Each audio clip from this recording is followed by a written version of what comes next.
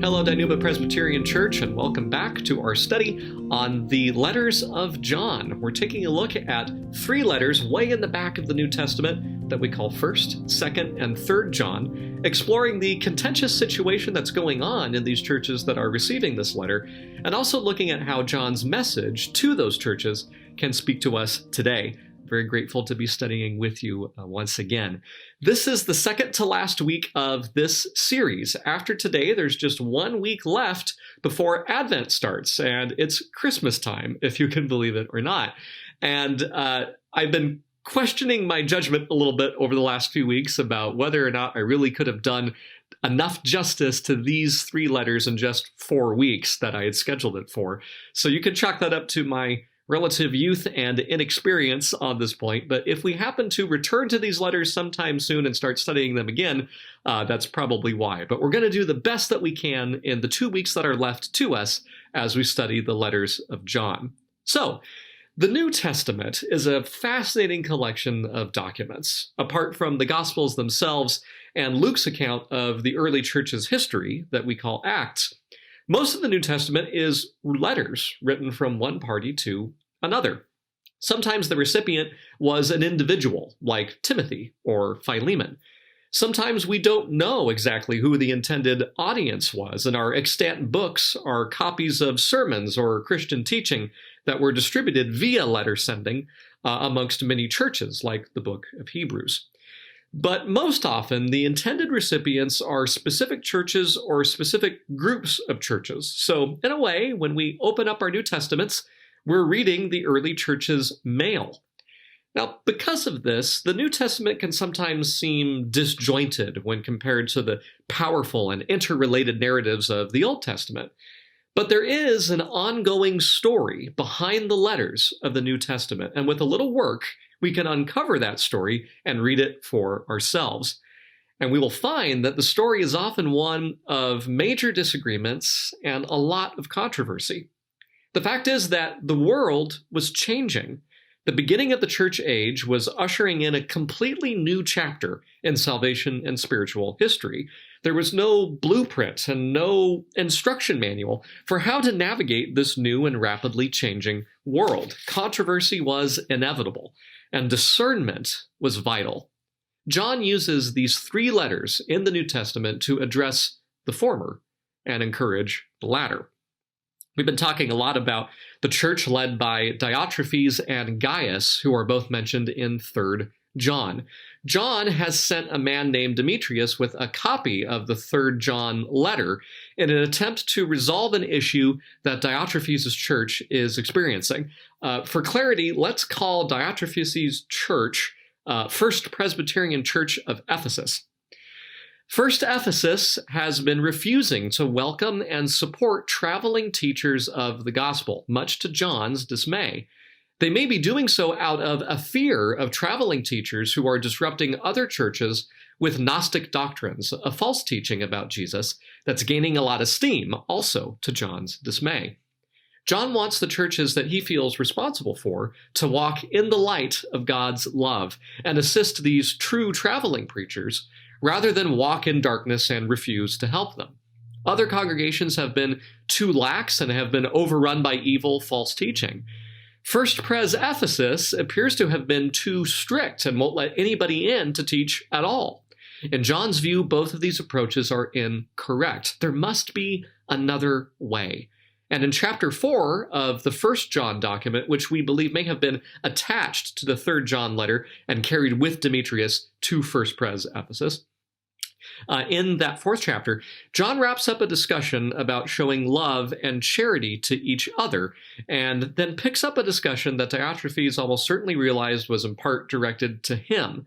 John is kind of giving his idea of how to solve this problem that's going on, and he moves from this discussion about love to introducing this solution. This is a big chunk of scripture we're about to read, so buckle up. If you haven't gotten yourself a snack or a cup of tea or a cup of coffee before we start, now is a great time. But here we go, diving into 1 John again in chapter 3.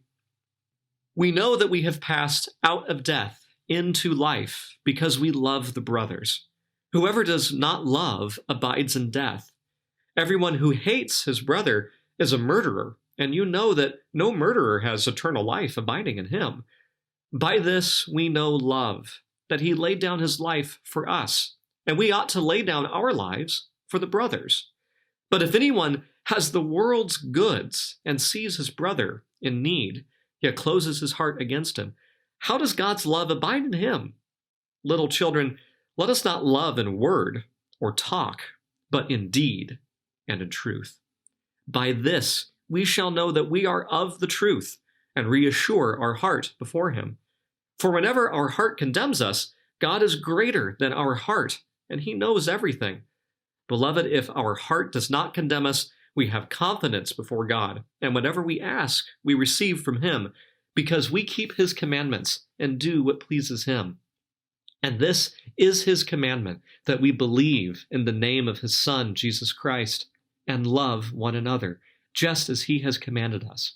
Whoever keeps his commandments abides in God, and God in him. And by this we know that he abides in us by the Spirit whom he has given us. Beloved, do not believe every spirit, but test the spirits to see whether they are from God. For many false prophets have gone out into the world. By this you know the Spirit of God. Every spirit that confesses that Jesus Christ has come in the flesh is from God, and every spirit that does not confess Jesus is not from God. This is the spirit of the Antichrist, which you heard was coming and now is in the world already. Little children, you are from God and have overcome them, for he who is in you is greater than he who is in the world. They are from the world, therefore they speak from the world, and the world listens to them. We are from God. Whoever knows God listens to us. Whoever is not from God does not listen to us. By this we know the spirit of truth and the spirit of error. A quick note about our English translations of the Bible as they work to render the Greek language that John is writing in. Many of our translators look at verse 6 of chapter 4 and helpfully capitalize spirit in spirit of truth, and leave spirit uncapitalized in spirit of error, and do the same thing up in verse 3 of chapter 4. Now, there are no capital letters in Greek, and so John's language doesn't have a mechanism by which he can differentiate between saying the word pneuma, or small s spirit, and pneuma, capital S spirit, to signify the Holy Spirit, the third member of the Trinity. John's not after a Trinitarian argument so much, or a precise pneumatology, a precise explanation of how the Spirit works in the world in this passage. Our translators contextually capitalize spirit in these two verses to help us see the differentiation between spirits that are from God and have their source in and origin from God, and those spirits that do not. But you can see how this gets a little confusing when you go up to verse 2, where Spirit of God is capitalized, but a spirit that confesses Jesus is not capitalized.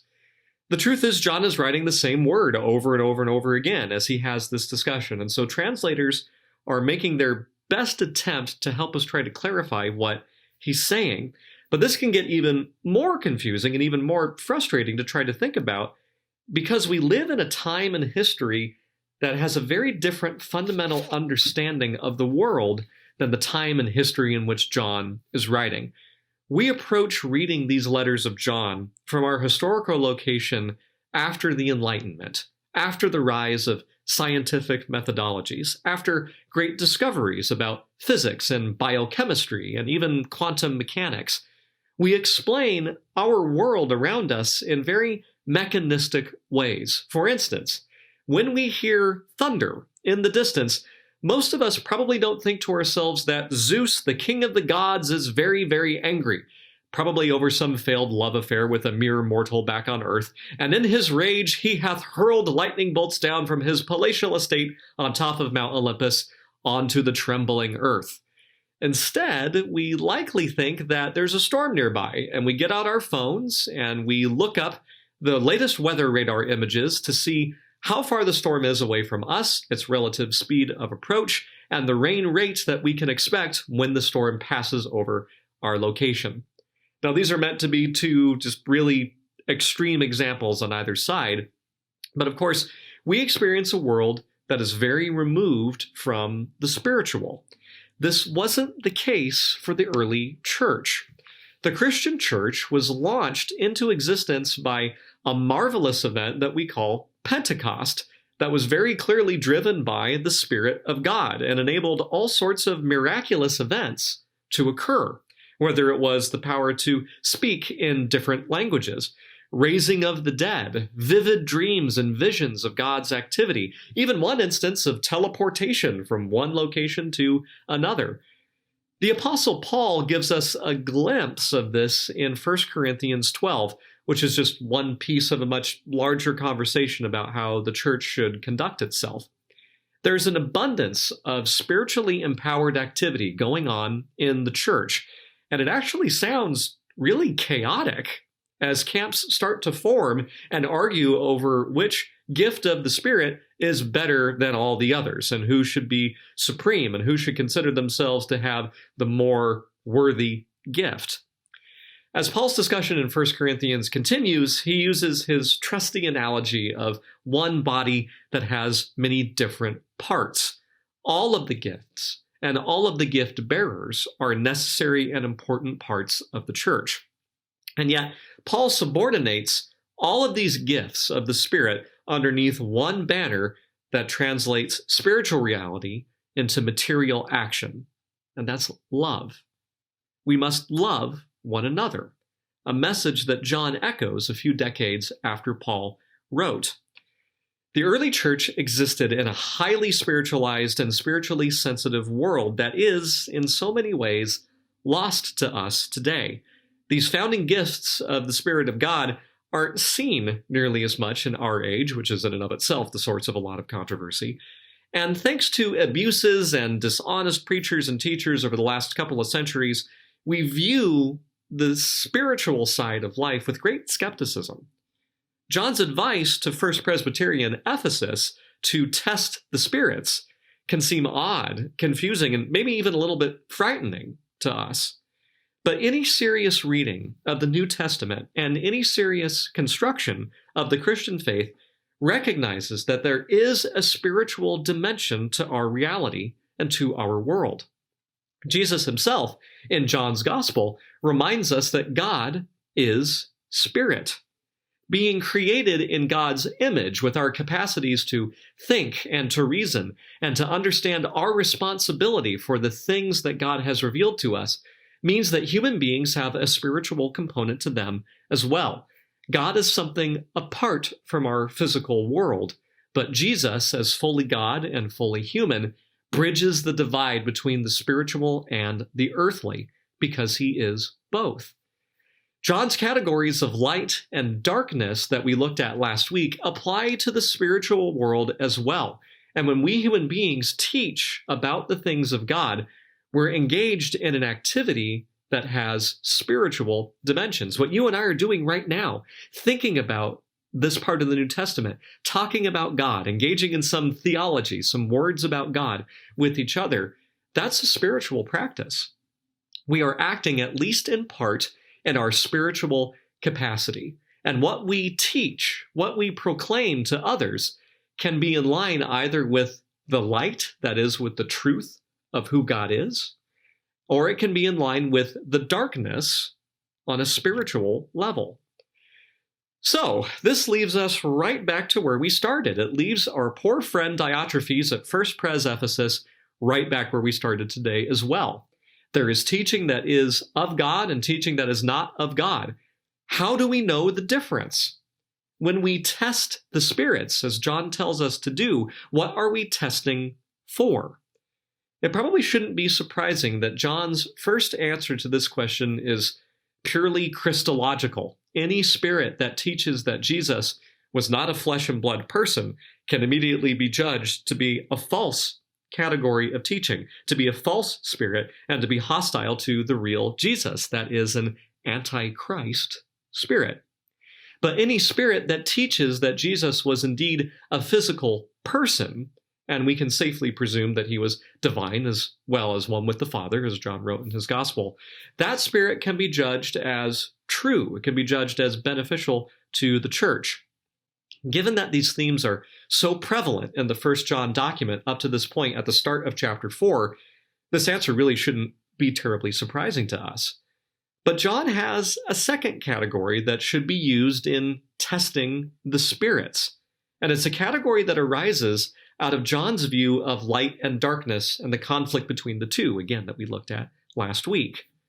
Beyond judging a teaching by its orthodox Christology, that is, by what it believes about the nature of Jesus, a spirit can be assessed by how popular it is with the world. The world is lost in darkness, and it's much more likely to adopt, promote, celebrate, and practice teaching that's in line with the darkness too, since nothing is required of the world to sign on to this philosophy or to this value system. So if a teaching that has become very popular in a world that's hostile to Jesus makes its way into the church, chances may be that that spirit behind this teaching is corrupt and not something that the church should entertain. And so John's approach is twofold. What does the Spirit's teaching say about Jesus? And does the Spirit's teaching uphold the dark ways of the world instead of the way that Jesus taught? For Diotrephes to put this simple test into practice, he'll have to at least engage with the traveling teachers he fears. He may have to confront error that threatens his church, but he may also come across the great blessing of fellowship with faithful voices preaching Jesus and powered by the Spirit of God who are from outside the First Pres Ephesus community. Diotrephes can't afford to be lax and just welcome and support anybody, but he also can't afford to hide and become reclusive either. That's why John's directive to test the spirits is so important. The criteria he outlines are very simple, but discerning whether or not a particular teaching passes or fails this test can be time-consuming. It can be frustrating. Some pernicious teachings are very intelligent and they're very artful and require a lot of effort to untangle and examine. But this is a part of cultivating our faith, of better understanding the situation of the world around us and faithfully representing the truth of who Jesus is and what Jesus has done to a world that desperately needs this light in its darkness. When we test the spirits and examine the prevailing wisdom and cultural trends and moral teachings of our age, we're not simply examining others, we're examining ourselves to see if we have stumbled into any error as well. In his writings, John often makes use of what we can broadly call the botanical metaphor about our relationship to Jesus. The most famous example is in John 15, during his long treatment of Jesus' discourse with the disciples in the upper room during the Last Supper. In this passage in John 15, Jesus refers to himself as the vine, and to us as the branches growing out of that vine. The idea that the branches are completely powerless to yield fruit, that is, to accomplish their purpose without the vine's involvement, has a lot of resonance with so much of what John writes in this First John letter. But any good vine dresser understands the importance of pruning, of cutting away the parts of a branch that are no longer healthy or that will impede the progress of the branch as a whole. When we follow John's directive to test the spirits and examine what we believe and how it shapes what we do, we might experience some pruning.